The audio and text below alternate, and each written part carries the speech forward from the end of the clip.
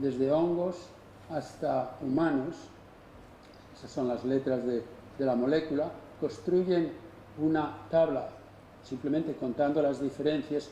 Un cambio importante que había ocurrido para el año 67, que los sorprenderá a los más jóvenes de entre ustedes, es la disponibilidad de ordenadores. Cuando yo llegué a Columbia University en el año 61, había un ordenador en toda la universidad. Ocupaba una habitación más grande que esta habitación, que este salón, y tenía muchos problemas, entre ellos que, como funcionaba por bujías en vez de transistores, generaba mucho calor. Pero un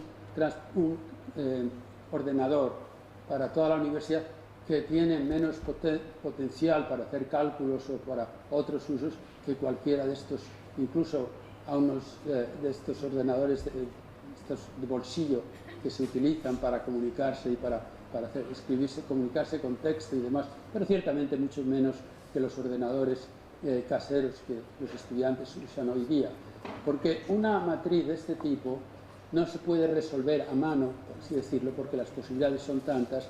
Entonces le dan la información a un ordenador, le dan las dos leyes básicas de la evolución y el ordenador les construye la evolución de estos organismos, una rama que va a las levaduras y los hongos, otra rama que va a los animales, que después se divide en dos, una que va a los insectos, otra que va a los vertebrados, y así con todos los demás vertebrados. Desde este antepasado común hasta el momento actual han pasado 2.000 millones de años, y la idea de que con una molécula pequeñita se pudiera reconstruir esta evolución casi con gran precisión, los resultados de este árbol filogenético no son exactos, pero ahora tenemos no un gen, sino muchos genes a estudiar, y ya no estudiamos solo las proteínas, sino el ADN, que nos da más información.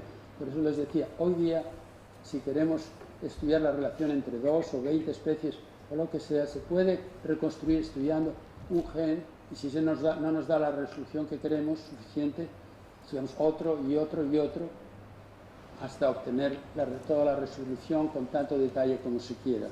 La evolución, en ese sentido, el reconstruir la evolución de los seres vivos no tiene límites en el momento actual. Y aquí es una representación sencilla de la historia de toda la vida, la evolución de la vida, desde el antepasado común de todos los organismos hasta los eucariontes, que son organismos que tienen células complejas como los nuestras. Aquí están los animales, plantas y hongos.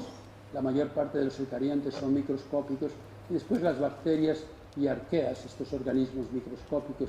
No voy a entrar en ellos, aunque hay muchas cosas interesantes que decir. Aquí tienen los animales, de los cuales se han descrito unos 1.200.000 especies, que son, sin embargo, una rama pequeñita, pues no tan pequeña, pero pequeña, de toda la historia de la evolución. Nos creemos que somos tan centrales a la evolución de la vida, somos nada más una rama de ellas. Aquí, de nuevo, el resumen de la selección natural, de cómo funciona en el origen de las especies, que ya hemos leído. Entonces, no se asusten de esta diapositiva, porque es más sencilla de lo que parece. Esta diapositiva está basada en estudios que hacía yo cuando yo era estudiante en la Universidad de Columbia en el laboratorio. Y consigue lo siguiente: si coge una bacteria que se llama E. coli, en abreviación en inglés la llamamos E. coli, Escherichia coli, que la utilizamos para estos experimentos porque tenemos trillones de esas bacterias en el sistema. Nosotros y todos los animales, al menos todos los mamíferos la tienen. Y entonces se coge una variante de esta bacteria que tiene dos propiedades. Una de ellas es que no es resistente a la streptomicina, que el antibiótico streptomicina la va a matar.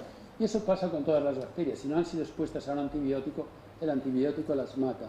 Esta tiene también otra propiedad que ya es menos común, que es que no puede sintetizar uno de los 20 aminoácidos que constituyen las proteínas, la histidina. Y esto quiere decir que para cultivar estas bacterias había que dar en el cultivo, los cultivos eran unos tubitos de ensayo así de 20 centímetros cúbicos, donde lo único que había que poner es una solución de azúcar, que las bacterias lo utilizan como fuente de energía y lo utilizan para multiplicarse. Pero en este caso teníamos que poner también el aminoácido histidina, porque tenían esta mutación, este defecto, que no les permite sintetizar la histidina.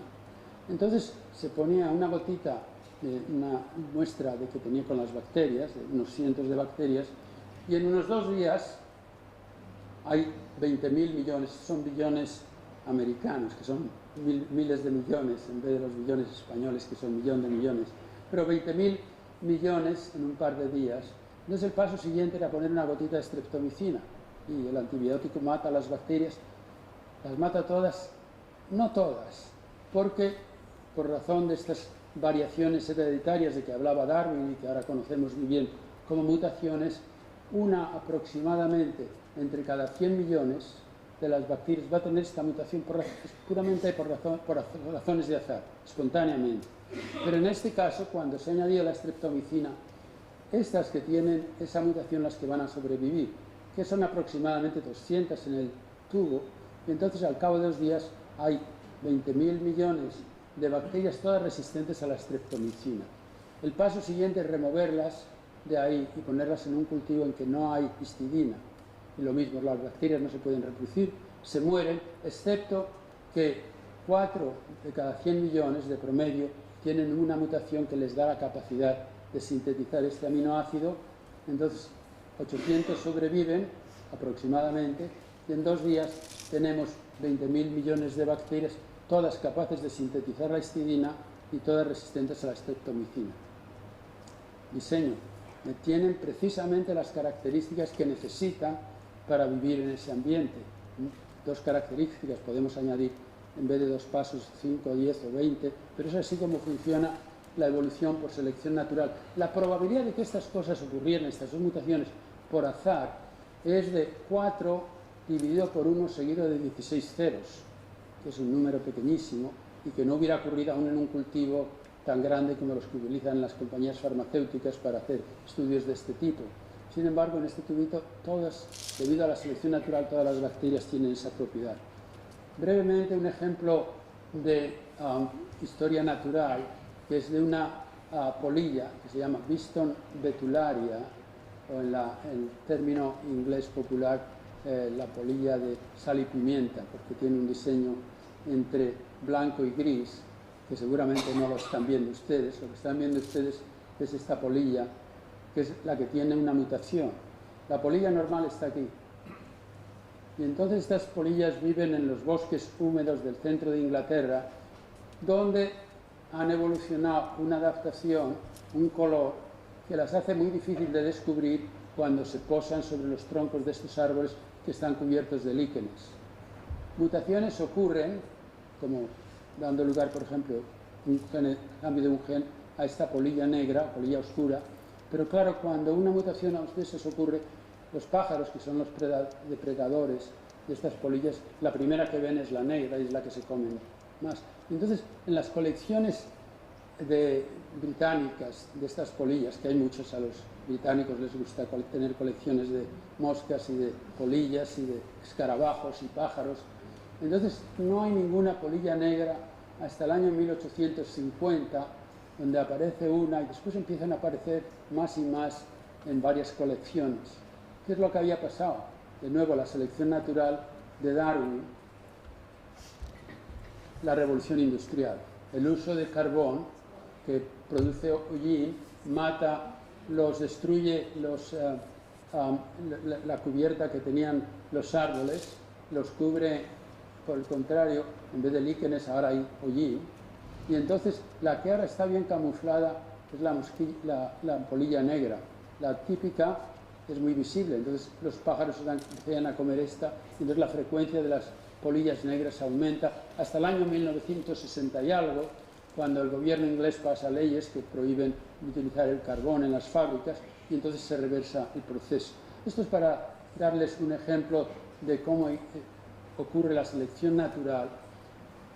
Uno de los mejores sitios para estudiar la selección natural es en las islas que están muy aisladas de los continentes, y ningún archipiélago está tan aislado de un continente como el archipiélago de Hawái, que está a 3.200 kilómetros de donde está mi universidad, ahí en la costa al sur de California.